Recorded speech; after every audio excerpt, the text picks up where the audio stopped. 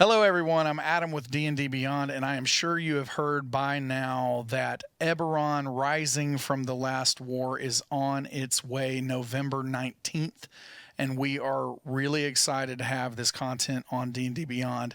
I know that there could be several questions about how Wayfinder's Guide to Eberron content is going to interact with the eventual content that is going to be in Rising from the Last War. And so I wanted to do my best today to clarify up front the things that we at least know at this point in time to help you make decisions. If you have unlocked Wayfinder's Guide to Eberron content, so if you've purchased this for $19.99 as the normal price, you're going to unlock Changelings, Kalishtar, Shifters, Warforged.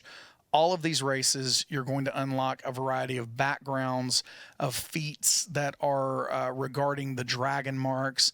And then, of course, there are sub-races that allow you to use dragon marks within the existing races out there.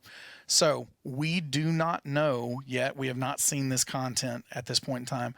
But if any of these elements are updated or duplicated in Rising from the Last War, the way that that will work on D&D Beyond is we will always ever show the most up-to-date version of any kind of content. So, to use a previous example, Xanathar's Guide to Everything included some updates to spells that were previously available in Princes of the Apocalypse.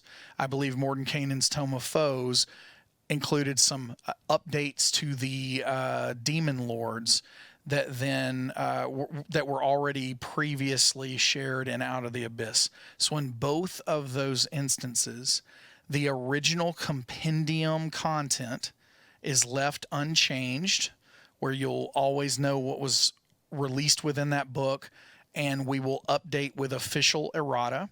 But the listing version of that content, so in the case of Xanathar's and Princes of the Apocalypse, with spells, if you go to the listing or if you add the spell to your character on the character sheet, you will have the most up-to-date version of that spell. And that's always going to be the case on D&D Beyond. Nothing changes here. So if you have unlocked the races or feats or backgrounds or sub-races in Wayfinder's Guide to Eberron, so if you have your Warforged, if you go create a Warforged character, and if, again, I'm saying if because we just don't know yet, if that content is different in Rising from the Last War when that releases in November, you will get the updated version of that even if you only own Wayfinder's Guide to Eberron. So that is how that's going to work for all of this mechanical content.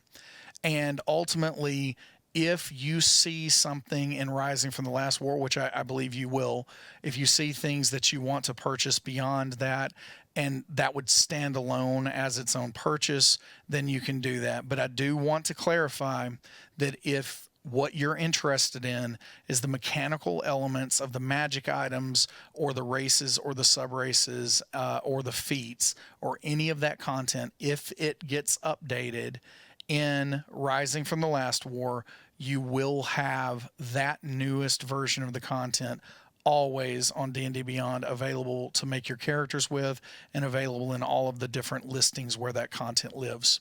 Wanted to clarify that for folks. If you have any questions, let us know on Twitter. Really appreciate you. Have a good one.